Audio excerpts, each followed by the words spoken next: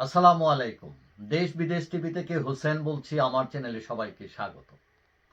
আপনারা জানেন যে লন্ডনকে বলা হয় তৃতীয় বাংলা এবং এখানে প্রচুর বাঙালি বসবাস করেন এবং এখানে 4 জন এমপি আছেন এবং তার মধ্যে আহ, টিউলিপ সিদ্দিকী মন্ত্রী ছিলেন এবং কয়েকদিন আগে পদত্যাগ করেছেন এবং রূপা হক তিনিও একজন এমপি এবং কয়েকদিন আগে বাংলাদেশে গিয়েছিলেন, ডক্টর ইউনূসের সাথে সাক্ষাৎ করেছিলেন। এখন রূপা হক বাংলাদেশ সফরের সময় দুর্নীতি, বাংলাদেশের অর্থ পাচার এইসব নিয়েও কথা বলেছেন এবং ব্রিটিশ পার্লামেন্টও তিনি শেখ হাসিনা সরকারের বিরুদ্ধে হত্যা, গুম এইসব নিয়েও কথা বলেছেন।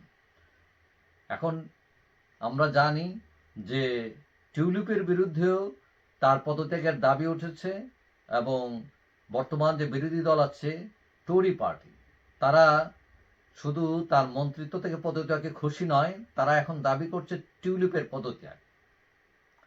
এখন সম্প্রতি দেখা গেল যুক্তরাজ্যে বসবাসরত সাধারণ বাংলাদেশি জনগণের ব্যানারে একটা বিক্ষোভ মিছিল এবং সমাবেশের আয়োজন করা হয়েছে, মানে ঘোষণা দেওয়া হয়েছে এবং সেটা হবে 29 জানুয়ারি দুপুরে ব্রিটিশ পার্লামেন্টের সামনে।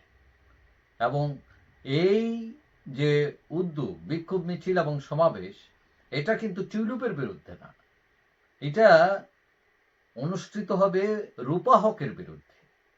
তারা যারা আয়োজন করেছেন তারা রূপা হকের পদত্যাগ চান।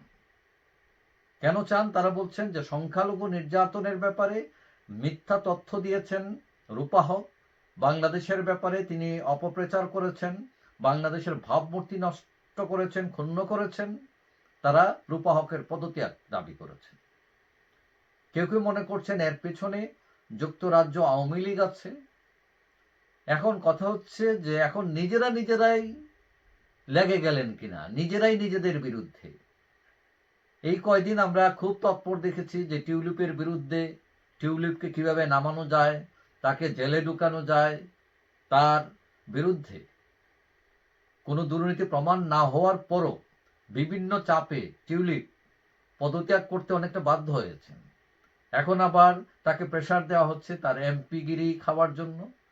যদিও ব্রিটেনের স্টারমার্ক, ব্রিটেনের প্রধানমন্ত্রী, তিনি বলছেন যে টিউলিপের পর আস্থাশীল, টিউলিপের জন্য তার দরজা খোলা, ইত্যাদি ইত্যাদি। কিন্তু এখন রূপা হকের বিরুদ্ধেও যে অভিযোগ আনা হচ্ছে, তার পদত্যাগের দাবি করা হচ্ছে, এটা অনেকেই বলছেন যে উপর দিয়ে থুতু ফেলে নিজের উপরই পড়ে আসে।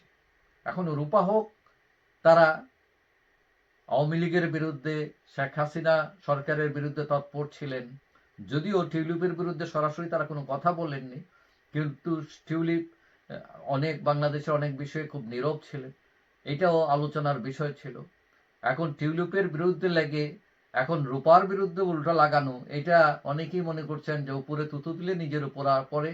রূপা হক নিজে যেহেতু বাংলাদেশের বিরুদ্ধে, শেখ হাসিনা সরকারের বিরুদ্ধে তিনি লড়াই করেছেন এবং এটা অনেকে পছন্দ করেননি এবং যারা মনে করেছেন যে এটা ফেয়ার না, হ্যাঁ, যারা করেছেন এটা রূপা হক বা আফসানা অথবা রুশনারা, এখন তাদের বিরুদ্ধে আরেকটি দল এবং সবই বাংলাদেশের মানুষ, তারা তৎপর হয়েছেন কিনা এবং কেন হয়েছেন এগুলো বুঝতে কারো বাকি নাই।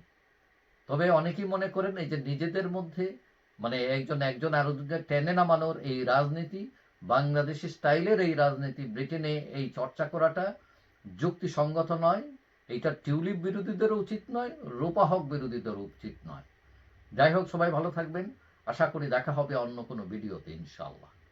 আল্লাহ হাফেজ।